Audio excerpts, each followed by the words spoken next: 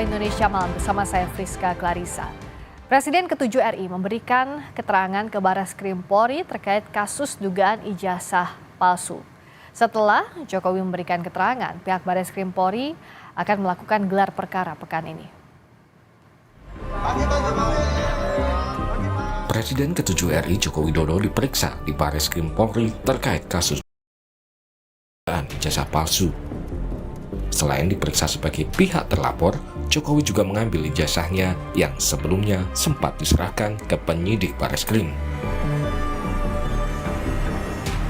Jokowi mengaku mendapat 22 pertanyaan yang berkaitan dengan ijazah, skripsi, hingga kegiatannya selama menjadi mahasiswa. Jokowi sempat mengungkapkan dirinya sedih jika proses hukum kasus ijazahnya ini akan berlanjut ke tahap selanjutnya atau ke pengadilan. Ada 22 pertanyaan yang tadi disampaikan, ya sekitar ijazah dari SD, SMP, SMA, sampai universitas, juga yang berkaitan dengan skripsi, dengan kegiatan saat mahasiswa saya di sekitar itu. Ya, saya itu sebetulnya sedih. Kalau proses hukum mengenai ijazah ini maju lagi ke tahapan berikutnya.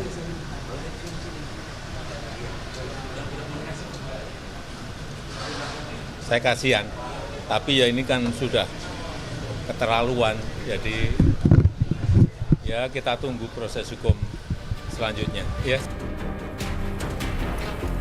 Setelah Jokowi memberikan keterangan terkait kasus tudingan ijazah palsu, Barreskrim Polri akan melakukan gelar perkara pekan ini. Pada minggu ini juga tindak lanjutnya akan dilakukan gelar perkara oleh penyidik, di mana nanti pada tahapan hasil penyelidikan ini akan disampaikan secara transparan maupun juga terbuka. Barreskrim Polri tengah menyelidiki laporan kasus dugaan ijazah palsu Jokowi. Penyelidikan dilakukan berdasarkan surat pengaduan dari Tim Pembela Ulama dan Aktivis atau TPUA pada 9 Desember tahun lalu, serta laporan pengaduan dari Egy Sujana pada 9 April lalu. Sementara Jokowi melaporkan 5 orang terkait tuduhan ijazah palsu ke Polda Metro Jaya pada 30 April lalu. Salah satu nama yang dilaporkan Jokowi adalah Roy Suryo. Tim Liputan Kompas TV.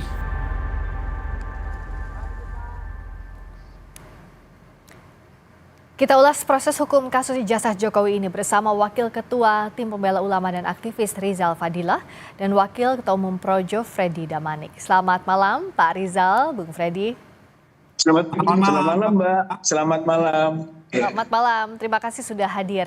Selamat malam, ya. Iya, selamat malam. Saya ke Pak Rizal dulu. Hari ini kan Pak Jokowi sudah datang memberikan keterangan ke Barreskrim dan juga tadi setelah dari Barreskrim meyakini bahwa itu adalah ijazah yang asli yang sudah diperiksa oleh lapor. Bagaimana? Anda masih yakin atas tudingan yang disampaikan pihak Anda? Ya, saya kira itu bagian dari proses langkah lanjut pengaduan dari TPUA. Oleh karena itu tentu TPUA menunggu sampai proses akhir begitu dari tahapan-tahapan yang dilakukan oleh pihak Barreskrim. Saya kira dengan pemanggilan ataupun undangan kepada Pak Jokowi itu menambah menuju ke proses ujung dari tahapannya Barreskrim, terutama setelah keluarnya SP Lidik ya tanggal 10 April yang sebenarnya TPUA sudah melaporkan atau membuat pengaduan masyarakat pada 9 Desember 2024. Tapi ya sudah berproses dan berjalan. Jadi TPUA tentu masih menunggulah gitu kan proses akhir dari semua langkah-langkah yang dilakukan oleh pihak Barreskrim Mabes Polri. dari lidik ya mungkin nanti apakah ke sidik atau bagaimana ya tentu kami akan menunggunya. Hanya harapannya adalah bahwa ketika nanti uji forensik diharapkan transparansi dan objektivitas itu bisa menghasilkan hasil yang dapat dibaca oleh publik sebagai sesuatu yang optimal begitu Pak. Pak Rizal, artinya kan kalau uji lapor menyatakan bahwa ijazah itu asli, otomatis tidak akan naik sidik. Atau bahkan nanti bisa berbalik ke pihak TPUA yang menuding bahwa ini adalah ijazah palsu. Anda siap dengan konsekuensinya? Ya saya kira semua mengandung konsekuensi ya. Tapi dari sisi TPUA sebenarnya melalui pengaduan masyarakat ke Bareskrim itu adalah untuk mencari kepastian gitu. Sejak awal TPUA membuat pengaduan ataupun pelaporan ataupun gugatan ke pengadilan negeri untuk perdata, kemudian juga pendampingan pidana di Solo sampai ke masuk lagi perdata lagi, lalu ke Bareskrim membuat pengaduan masyarakat, bahkan TPUA sudah berangkat ke Jogja, ke UGM dan ke Solo juga langsung menanyakan ke Pak Jokowi dalam rangka mencari kepastian hukum gitu. Apakah memang ijazah itu asli atau palsu begitu. Jadi sebetulnya yang dilakukan oleh TPUA itu adalah mencari kepastian hukum begitu. Kalau memang terjadi pelanggaran hukum ya tentu ada sanksi hukum begitu.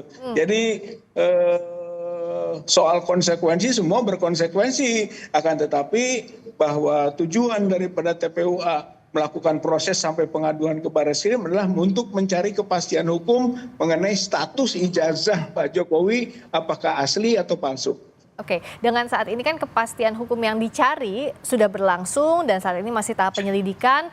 Bung Freddy, Anda melihat dengan kedatangan Pak Jokowi hari ini bisa dikatakan bahwa Pak Jokowi percaya diri dengan bukti yang dimiliki? Ya, terima kasih. Yang pertama kami mengapresiasi Bareskrim ya. Telah melakukan proses penyelidikan ya hingga saat ini. Pak Jokowi juga sudah memberikan keterangan, demikian juga telah memberikan ijazah palsunya. Saya rasa ini proses yang sangat transparan. Bareskrim juga telah membuka kepada publik. Nanti kita tunggu memang minggu depan apa yang terjadi di dalam gelar perkara. Ya, bukan masalah Pak Jokowi percaya diri atau tidak, tapi beliau sudah sebagai warga negara yang baik, memang kalau dipanggil, kalau diminta, ya memang harus memenuhi panggilan penyidik. Memang beliau harus mempertahankan dalam hal ini karena dituduh ijazah palsu, maka beliau harus membawa ijazah palsunya. Harus membawa ijazah aslinya, ya. Memperlihatkan dan memberikan kepada penyelidik untuk katakanlah saya nggak tahu apakah memang dilakukan lab print atau diuji bagaimana, silahkan penyelidik yang tahu. Tapi sekali lagi kami tegaskan bahwa ini adalah kewajiban hukum Pak Jokowi untuk memenuhi panggilan penyelidik dalam hal ini. Oke, kalau Pak Rizal akan percaya dengan apa yang disampaikan oleh lapor apapun hasil pengujian terhadap ijazah yang dibawa oleh Pak Jokowi, Pak Rizal? Ya, kata kuncinya adalah soal transparansi, akuntabel, ataupun juga dapat dipertanggungjawabkan oleh publik. Bagaimana menilainya?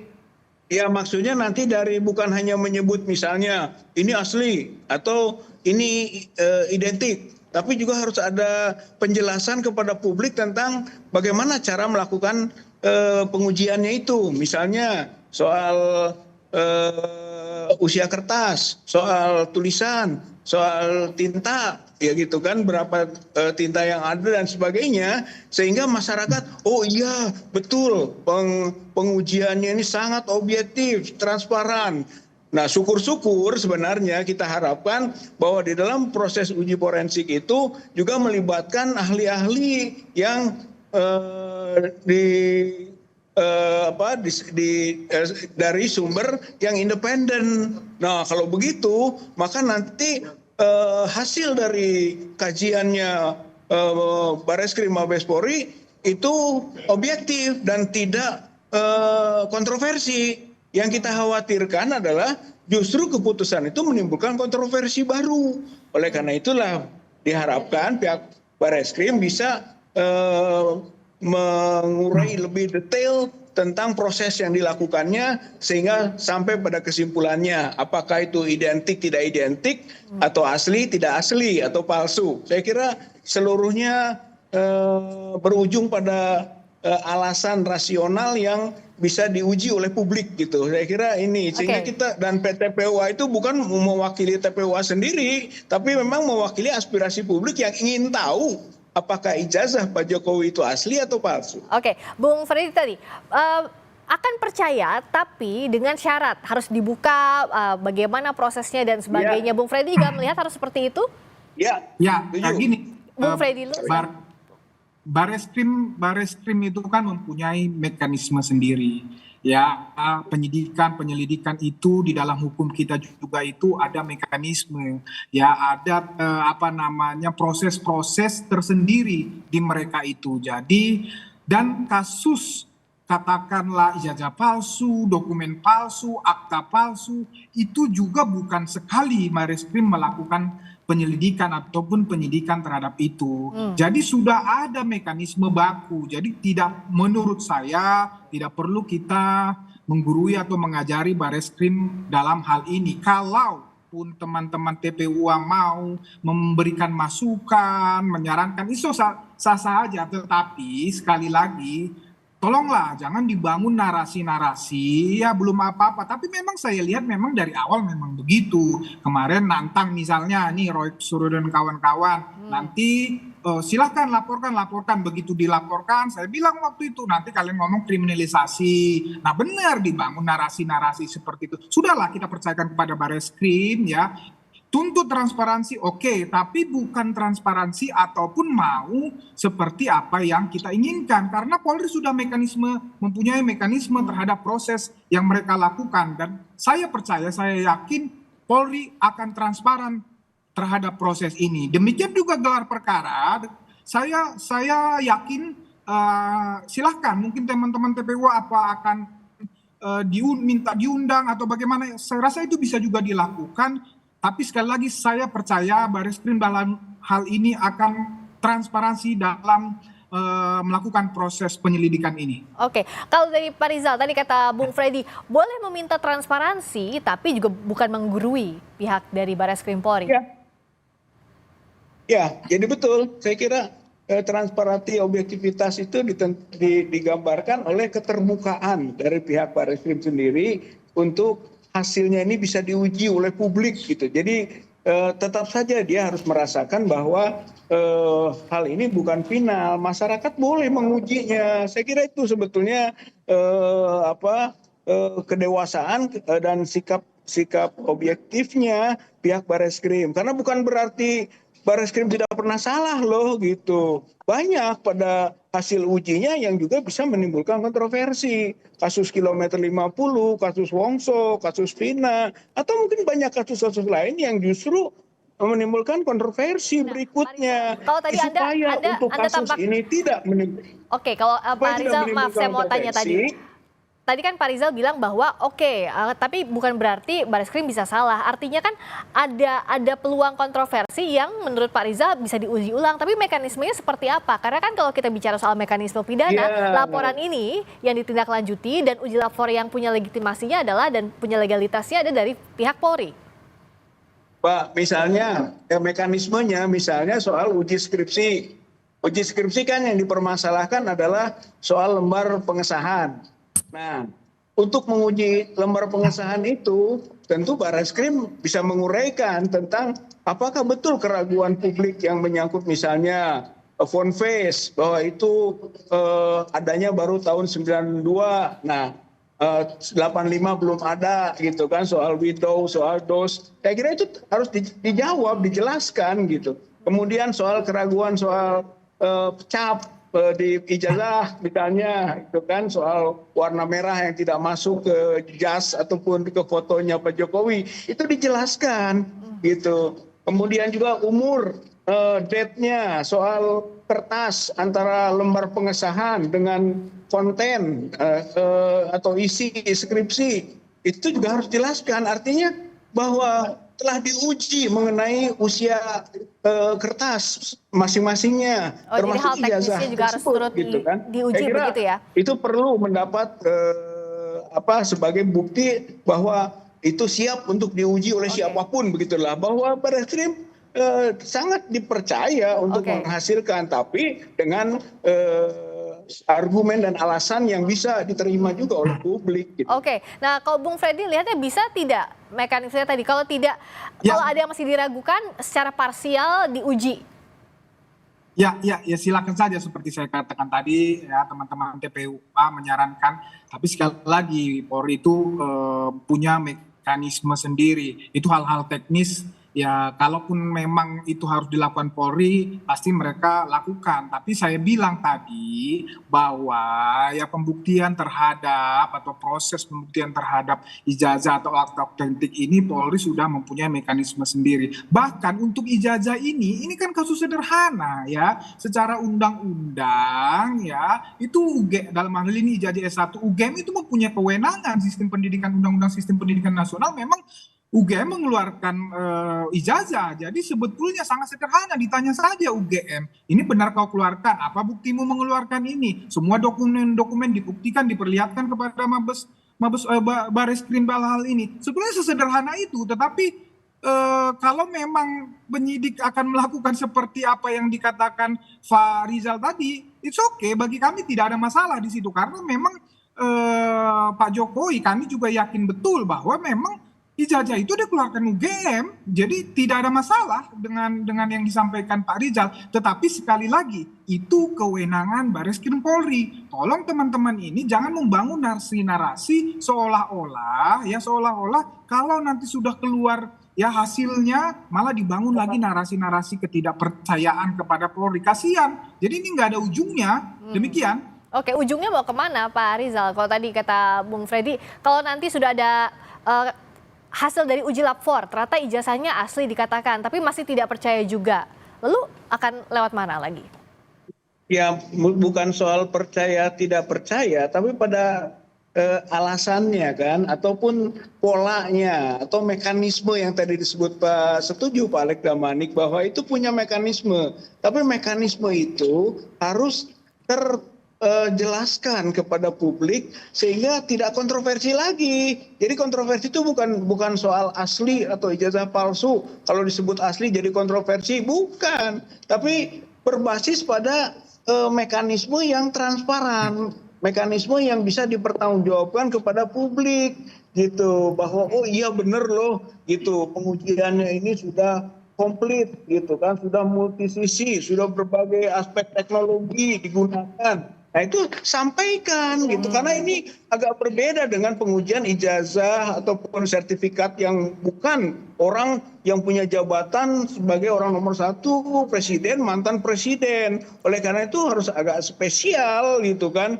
bukan berarti bahwa berbeda kedudukan hukum, tapi justru untuk membuktikan keraguan publik terjawab oleh hasil uji forensik Mabes Polri itu. Saya kira rakyat akan menerima kalau pengujiannya tadi transparan, mekanismenya bisa dipertanggungjawabkan, nggak akan menimbulkan kontroversi apapun yang diputuskan. Tapi sebaliknya, kalau tidak memiliki argumen dasar ataupun alat uji yang bisa dipertanggungjawabkan atau transparan dan sebagainya tadi kita sebut, maka bakal menimbulkan kontroversi baru.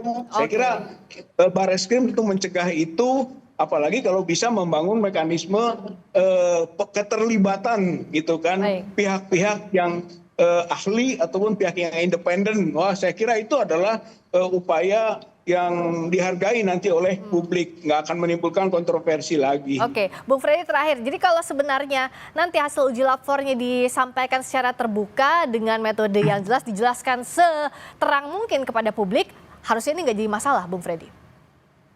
Iya, bagus kalau dijelaskan memang itu. Kami juga berharap Barreskrim melakukan itu, tapi sekali lagi ya tidak perlu didikte Barreskrim dalam hal ini. Mereka tahu apa yang harus mereka lakukan kewenangan terhadap penanganan kasus seperti ini. Tapi terakhir saya tegaskan ya, gini loh, UGM itu belum pernah mempunyai kasus, belum pernah mempunyai track record di dalam penerbitan ijazah, katakan ijazah palsu, ijazah tidak benar, atau apapun itu. Sekali lagi, UGM belum pernah mempunyai kasus itu.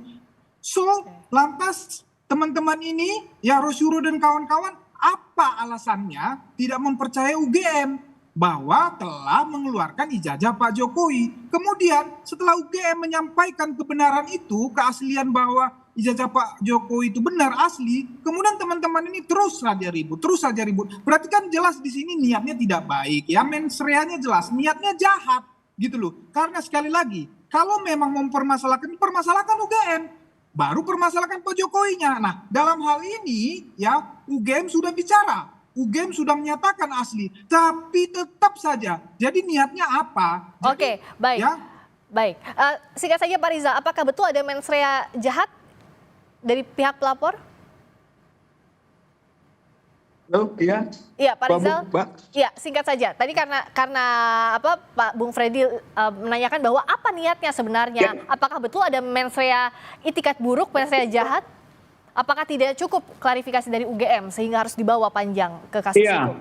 kami kan sudah ke UGM, gitu kan, untuk meminta penjelasan atau klarifikasi itu. Tapi ternyata pihak UGM itu tidak terbuka, gitu. Bahkan untuk menjawab beberapa pertanyaan yang diajukan oleh TPUA juga ataupun oleh ahli atau seperti Dr. Rismon, Dr. Roy Suryo itu tidak memberikan jawaban-jawaban, apalagi dokumen-dokumen. Sayang sebenarnya kemarin kita datang ke UGM itu untuk memastikan, tapi tidak bisa terjadi dialog yang dalam mengenai uji dokumen. Padahal sebetulnya kita diskusikan di situ. Nah itulah, jadi sampai kita ke UGM kemarin tidak mendapat jawaban gitu. Jadi bukan berarti tidak mau ke UGM dan bukan berarti tidak bisa menerima penjelasan. Memang UGM-nya tidak menjelaskan dan tidak memberikan data-data yang dibutuhkan. Begitu Bu.